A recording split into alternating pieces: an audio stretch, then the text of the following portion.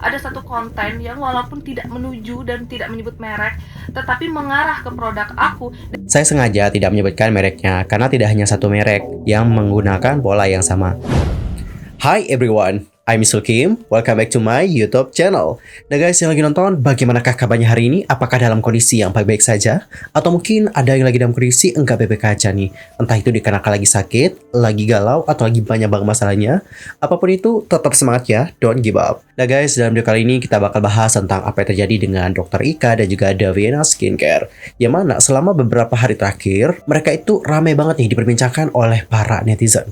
Lantas, apakah yang terjadi? Yuk mari kita kulik lebih dalam. Anyway, di sini mungkin aku akan kenalin dulu sama kalian siapa itu Dr. Ika dan juga siapa itu Daviena Skincare. Karena aku rasa ada dari teman-teman yang kayaknya belum kenal siapa itu mereka. Kita mulai dulu dari Dr. Ika. Siapa sih Dr. Ika? Nah guys, Dr. Ika sendiri itu dikenal sebagai salah seorang dokter yang kerap memberikan edukasi terkhususnya di bidang skincare dan juga body care dan sejenisnya. Aku secara pribadi adalah salah satu orang yang kerap nonton bagaimana videonya Dr. Ika karena kita memang banyak banget nih guys mendapatkan informasi-informasi seputar skincare dan lainnya. Dan setelah aku nonton bagaimana video edukasi dari beliau, aku itu dapetin banyak banget informasi nih guys, terkhususnya tentang produk-produk yang berbahaya, terutama yang mengandung merkuncrit atau merkuri. Sementara itu untuk Daviena Skincare sendiri adalah salah satu brand skincare yang ownernya itu berasal dari Palembang, Sumatera Selatan, bernama Melvina Husyanti.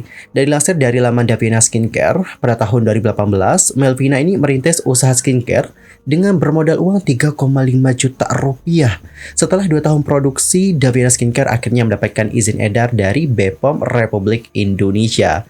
Dan setelah mendapatkan izin BPOM, produk Daviena Skincare mulai berkembang pesat. Oke teman-teman, jadi sudah kenal dong dengan siapa itu Dr. Ika dan juga siapa itu Daviena Skincare dan ownernya.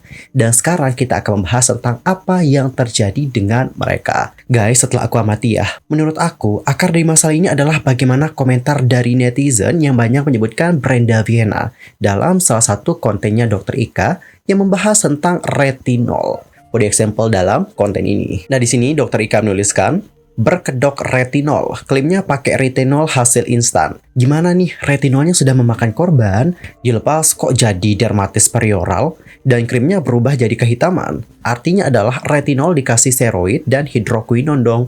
Pantes hasilnya instan ya, tapi korban sudah pada merasakan dampaknya tuh.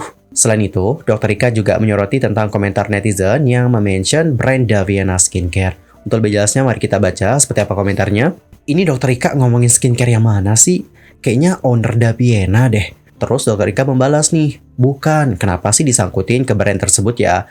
PT-PT saya tidak pernah loh diperuntukkan untuk Daviena ya. Kemudian di postingan ini, Dr. Ika mengatakan, kenapa ya kalian atau netizen mengarahkan ke brand tersebut? Saya tidak pernah loh buat PT khususnya brand yang kalian maksud. Well teman-teman, jadi seperti itulah bagaimana salah satu contoh sampelnya. Jadi intinya adalah ada beberapa netizen yang langsung mention brand Daviena Skincare. Padahal Dr. Ika sendiri dalam konten yang dibuat itu tidak pernah menyinggung tentang brand manapun.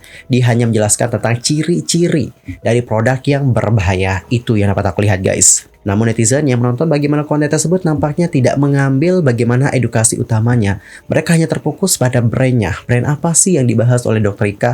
Bukan tentang edukasinya. Dan guys, dikarenakan ada netizen yang terus berkomentar tentang brand Daviena di kontennya Dr. Ika, akhirnya owner dari Daviena Skincare itu buka suara. Dan untuk lebih jelasnya langsung aja kita simak seperti apa statement dari sang owner.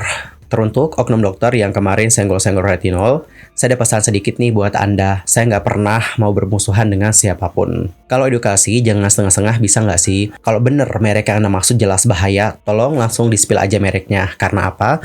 Karena produk saya jadi korban atas edukasi Anda. Di sana juga tidak saya lihat minimal sedikit Anda klarifikasi atas komentar tuduhan orang-orang terhadap brand saya. Seolah-olah Anda menikmati prasangka negatif orang terhadap produk saya. Saya owner dari produk ini merasa sangat keberatan atas asumsi banyak orang. Karena saya bangun branding produk ini tidak mudah. Produk saya BPOM, pabrik jelas, presentasi ingredients yang saya pakai jelas. Dari kemarin saya diam, tapi ini sudah kesekian kalinya menjadi kambing hitam atas edukasi Anda. Kalau Anda tidak segera klarifikasi, saya bisa bilang kalau Anda iri dengan pencapaian orang lain. Jangan suka berlindung di balik gelar yang Anda punya. Silakan siapapun kalau mau cek lab kandungan produk saya ini, supaya siapapun bisa yakin atas kandungan dan izin BPOM yang saya gandeng. Memang banyak penjual nakal, tapi saya tidak nakal. Saya berani pertanggungjawabkan pernyataan tersebut. Di sini, saya cari rezeki secara halal dan berjuang di atas kaki sendiri. Produk saya alhamdulillah laku karena orang-orang percaya dengan saya sebagai ownernya. Bagaimana bisa saya tega menipu banyak orang? Ditambah, saya punya banyak karyawan yang bergantung hidup di brand saya. Jadi tolong, jangan seolah-olah memutus rezeki orang lain. Naiklah tanpa menjatuhkan orang lain supaya berkah. Well, dari postingan tadi dapat kita simpulkan kenapa atau apa sih alasan dari sang owner akhirnya membuat postingan tersebut. Meskipun Dr. Ika sama sekali tidak pernah menyebutkan brandnya atau tidak pernah menyenggol brandnya. Alasannya adalah dikarenakan ini tuh menjadi kesekian kalinya brandnya itu seperti menjadi kambing hitam. Selalu menjadi brand yang banyak dikomentari oleh netizen. Dan di sini owner dari Devena itu hanya pengen supaya Dr. Ika yang memberikan edukasi itu dapat mention brand apa yang dimaksudkan sehingga orang-orang tidak menyasar ke brandnya.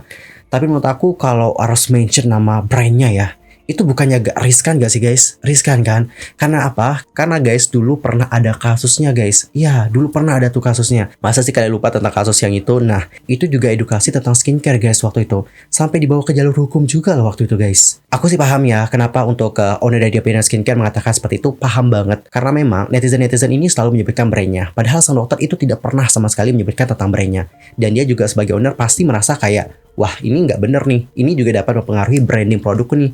Padahal produkku udah BPOM, udah dibuat dengan ini, bahannya juga sudah jelas, pabriknya juga sudah jelas, tapi kok banyak yang nuduhin. Ya paham banget sih tentang hal itu. Tapi kalau untuk nyebutin nama brand kayaknya nggak semudah itu deh, beresiko tinggi kayaknya. Jadi memang agak susah sih kalau kita mau edukasi di zaman sekarang. Nyebutin nama brand nanti panjang. Kalau nggak nyebutin nama brand juga ada dari netizen yang nuduhin brand lain. Jadi agak bingung ya guys, bingung juga. Kemudian sang owner dari Devena juga sudah membuat video nih guys. Di videonya tersebut dia sudah menyampaikan tentang bagaimana keluh kesahnya. Coba kita simak seperti apa statement dari sang owner bersama-sama.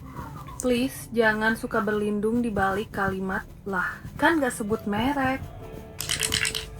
Menurut aku ya, orang yang seenaknya ngomong kayak gitu asli jahat banget sih. Dia tidak memposisikan dirinya bagaimana di posisi aku ini atau brand-brand yang menjadi korban. It's okay, aku nggak masalah tentang edukasi skincare dari dokter tersebut, dan aku malah senang dan support karena ada yang mau memberi edukasi gratis. Tapi yang sangat disayangkan, kalau menurut aku nggak mungkin ketika orang ngerespon, bahkan udah ratusan orang yang mengeluarkan statement negatif terhadap salah satu brand yang jelas-jelas itu brand yang bukan dia maksud, dan dia diam aja. Jahat nggak kayak gitu? Yang aku perjuangkan di situ tuh bukan apa, nggak ada yang namanya istilah baper, apalagi ketar-ketir. Kalau udah ketar-ketir duluan, ngapain aku seberani itu untuk nantangin orang-orang? Ayo, kalau misalkan nggak percaya sama kandungan produk aku, silahkan dicek lab, keluarkan uangmu untuk cek produk aku. Aku terima kasih banget loh, karena ya lumayan gratis kan. Nah ditambah ada lagi satu kalimat kayak gini, kalau nggak ngerasa ngapain kepanasan? Emang nggak punya mata? Nggak bisa bacain komentar-komentar orang kayak gimana? Yang tadinya niat mau beli, ujung-ujungnya nggak jadi beli. Terus terang-terangan orang lain komen inisial Devena, ditambah itu berentetan komentar orang yang macem-macem pokoknya. Karena kalau nggak di posisi aku, nggak ngerasa gimana capeknya kita bangun branding suatu produk supaya bisa dikenal banyak orang. Tiba-tiba ada satu konten yang walaupun tidak menuju dan tidak menyebut merek, tetapi mengarah ke produk aku, dan tidak ada satupun klarifikasi, minimal satu kata bukan. Ada sih, tapi setelah 5 jam aku posting video kemarin baru sih ada statement kayak gitu ya. Tapi buat apa? Udah rame duluan baru diklarifikasi. Aku juga sampai speak up kayak gini karena ini bukan pertama kalinya beliau menyenggol soal retinol, dan banyak orang menuduh ke produk aku dan dia diem aja. Makanya sampai speak up begini. Jadi konten yang aku posting itu adalah salah satu tindakan untuk membela diri dan menyelamatkan nama baik. Gak ada mau ngajak musuhan ke siapa-siapa, dan aku tipe orang yang gak pernah ganggu siapa-siapa. Dan kalian harus tahu, setiap apapun yang kita posting di sosial media ada resikonya. Salam damai, naiklah tanpa menjatuhkan orang lain. Itu prinsip aku sih. Well teman-teman, jadi seperti itulah bagaimana statement dari owner Devena Skincare. Yang dapat aku simpulkan adalah alasan kenapa dia speak up ya, supaya brandnya ini tidak lagi dikambing hitamkan. Dan yang hanya dia inginkan adalah klarifikasi ataupun satu kata ketika ada orang yang bilang bahwa oh ini brand itu ya, Sang dokter itu bisa menjawab dengan mengatakan bukan ataupun tidak. Sementara itu, Dokter Ika sendiri telah memberikan statementnya dan coba kita baca ya guys seperti apa statement dari sang dokter. Di sini untuk Dokter Ika menyoroti komentar yang bilang kayak gini. Saran dari saya dok, sebut aja brandnya, jangan nyindir. Kalau dok berani sebut brandnya, kalau dok ngomong gitu doang, dok nyinyir namanya. Masa sih nyinyir namanya? Menurut aku nggak nyinyir sih. Terus Dokter Ika bilang kayak gini, tapi saya sukanya kasih petunjuknya aja karena banyak pelakunya. Capek kalau disebut satu-satu gitu. Terus Dokter Ika di sini menyoroti komentar yang bilang gini, poin dokternya mau retinol merek apapun, kalau ada klaim retinol ngasih efek instan wajib waspada. Terus Dokter Ika mengatakan, yuk benar banget poinnya seperti ini dan ini sudah jelas di video sebelumnya. Ciri-ciri berkedok retinol bukan perkara mereknya tapi modusnya dan kalian bedakannya dengan yang overclaim. Terus Dr. Ika mengatakan lagi, kasus berkedok retinol ini sudah terjadi saat kandungan retinol menjadi viral dan saat ini mulai bermunculan para korbannya. Dan itu pernah saya bahas dulu untuk berhati-hati. Retinol bekerja butuh waktu dan kadang harus mengalami perburukan jerawat terlebih dahulu atau foraging dan tidak untuk putihkan kulit serta waspadai klaim yang hasilnya instan. Kemudian di sini untuk Dr. Ika menyoroti komentar yang bilang gini, ada-ada aja ya penyakit hati, jangan main senggol setengah-setengah, tek langsung dong. Tapi kalau nggak benar, kamu berani tanggung jawab ya dok. Terus Dr. Ika mengatakan, pertanyaan saya, merek apa yang klaim retinolnya cepat hasilnya dan nyata cepat hasilnya? Kalau brand aman kan nggak perlu disangkakan. Kalau tahu brandnya aman, kenapa harus panik kan? Kasus ini banyak loh, retinol tapi kok cepat banget hasilnya. Emang steroid bisa cepat? Saya sengaja tidak menyebutkan mereknya, karena tidak hanya satu merek yang menggunakan pola yang sama. Kalian perlu waspadai, retinol punya masa kerja dan hasilnya juga tidak wow, tanpa penggunaan basic skincare yang pas dan juga baik. Kemudian nih guys, di video terbaru, Dr. Ika juga kembali memberikan statement karena rupanya masih ramai yang membahas perihal drama tersebut. Dan untuk lebih jelasnya, langsung aja kita simak seperti apa statement dari sang dokter.